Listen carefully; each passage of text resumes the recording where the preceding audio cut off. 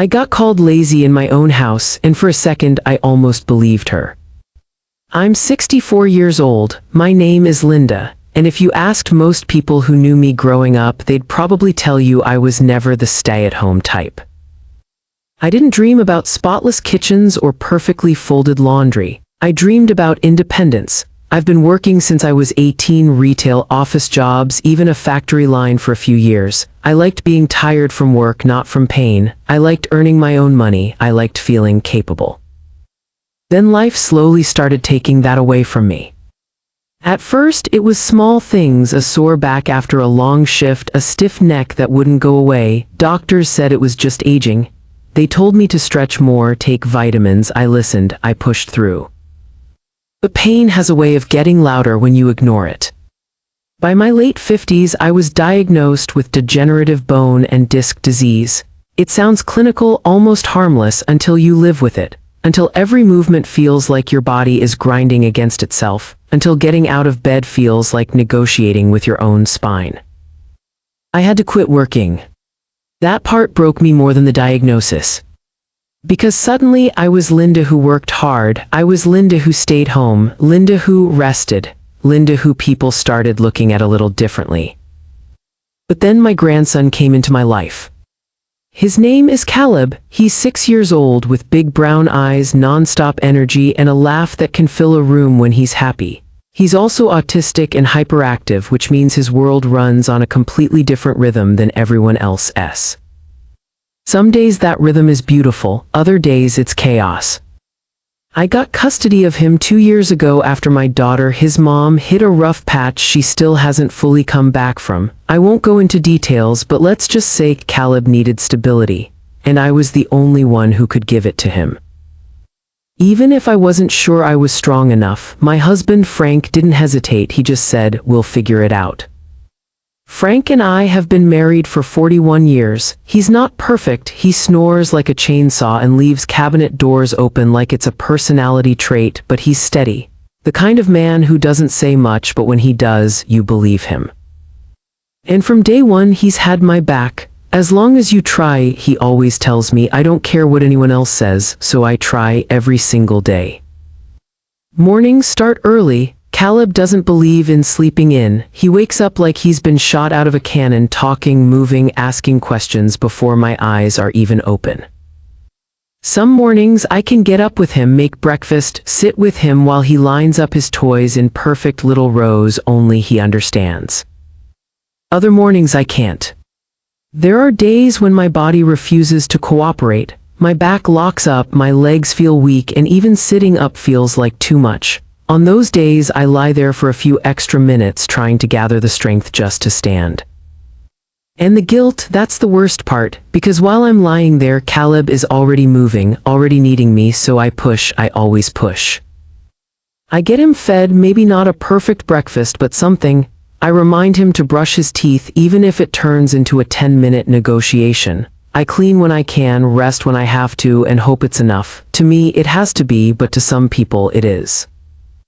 Frank's sister Marlene started coming around more often a few months ago. At first, it was helpful. She'd bring groceries, sometimes watch Caleb for an hour so I could rest.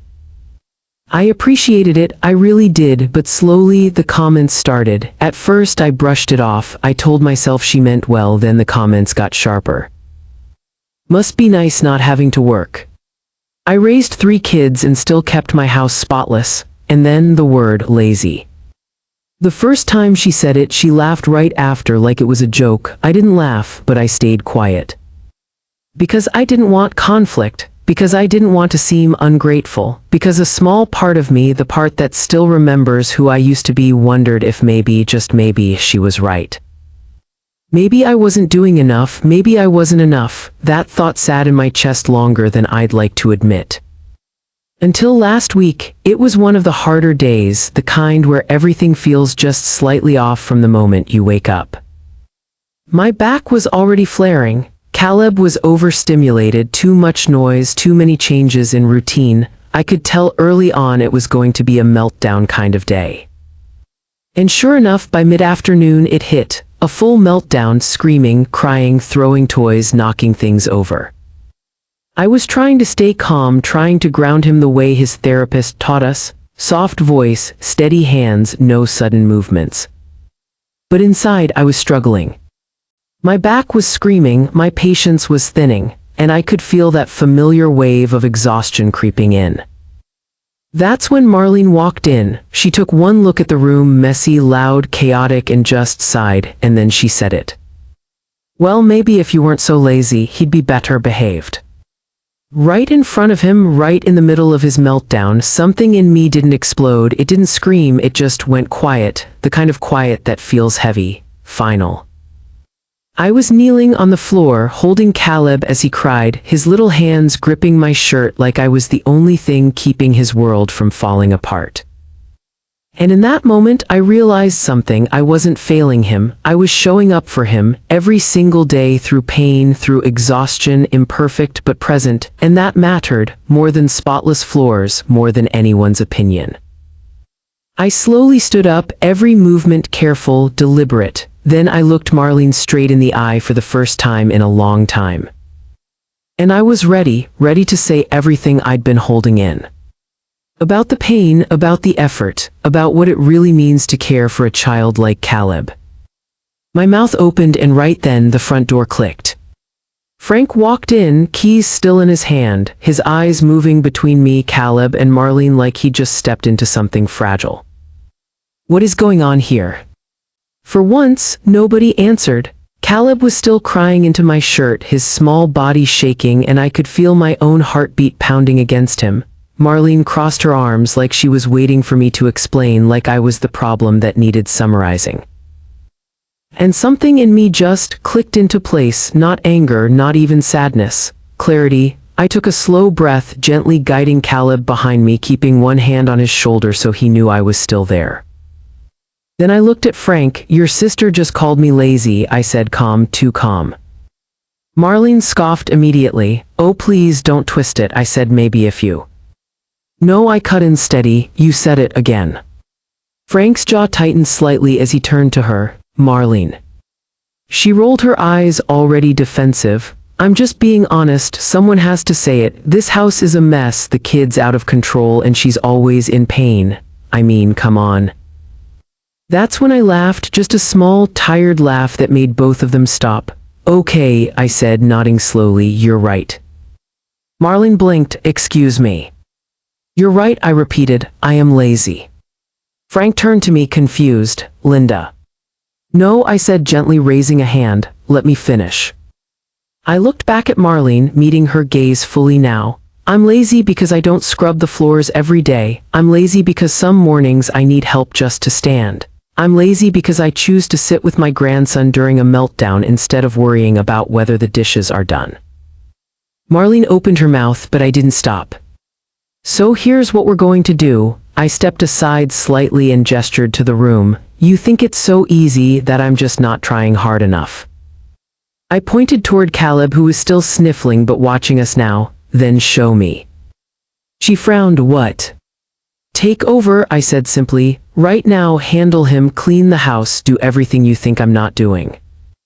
Frank raised his eyebrows slightly but stayed quiet. Marlene hesitated just for a second, then pride kicked in. Fine, she said, dropping her purse onto the table. I will, I nodded and stepped back. Go ahead. At first, it almost looked like she had it under control. She crouched down and tried to talk to Caleb the way she'd seen me do 100 times. Hey buddy, let's calm down, okay? No need for all this. Caleb immediately covered his ears and screamed louder. Marlene flinched. Okay, she muttered, glancing at me. He just needs discipline. I said nothing. She reached for his arm to pull him up. Wrong move. Caleb panicked, twisting away and knocking over a chair. The crash only made things worse. He started crying harder, his breathing uneven, completely overwhelmed. Marlene straightened, clearly irritated now. See, this is what I mean, he doesn't listen. He's overwhelmed, I said quietly. Well, he needs to learn. He needs support, I corrected, still calm. She huffed and turned away, grabbing a dish from the counter like she'd prove her point another way. Fine, I'll at least start cleaning this mess. She moved stiffly, almost aggressively, clanking dishes louder than necessary. Caleb's cries didn't stop. If anything, they got worse. My heart ached. A few minutes passed, then 10, and slowly Marlene started to unravel. Her movements slowed, her face tightened. She kept glancing back at Caleb, clearly unsure what to do but too stubborn to ask. Finally, she snapped, "Oh my God, how do you deal with this all day?" The room went quiet, even Caleb's crying softened just a little. I stepped forward, kneeling beside him again, placing a gentle hand on his back. "I breathe," I said softly. "I wait, I stay." Within seconds, he leaned into me, not fully calm but safer. Marlene stared at that, at him choosing me, at him settling even just a little because I was there. And for the first time since she walked in, she had nothing to say. I stood up slowly, wincing as my back reminded me it was still there. Then I looked at her one last time. "I don't need you to understand my pain," I said, "but you don't get to dismiss it either." Frank finally spoke, his voice low but firm. "Marlene, you owe her an apology." She opened her mouth, closed it, looked at me, then at Caleb, then at the half-washed dishes in her hands, and instead of apologizing, she grabbed her purse. "I was just trying to help," she muttered, already heading for the door. The door shut harder than it needed to, and just like that, she was gone. The house felt different, quieter, not because Caleb stopped making noise, but because something heavy had finally lifted. Frank walked over and placed a hand gently on my shoulder. "You okay?" I let out a breath I didn't realize I'd been holding. "Yeah," I said softly, "I think I am." Caleb tugged on my sleeve, looking up at me with those big eyes. "Grandma, you not lazy," he said. And that hit harder than anything Marlene ever said. I smiled, brushing his hair back. "Thank you, baby." Later that night, after Caleb was asleep and the house was still, Frank sat beside me on the couch. "You should have said something sooner," he said quietly. I nodded. "I know." He squeezed my hand. "You don't have to prove anything to anyone." For the first time in a long time, I believed him. The next morning, I woke up to a text from Marlene. No apology, no explanation, just one sentence. I realized she still didn't get it, not even close.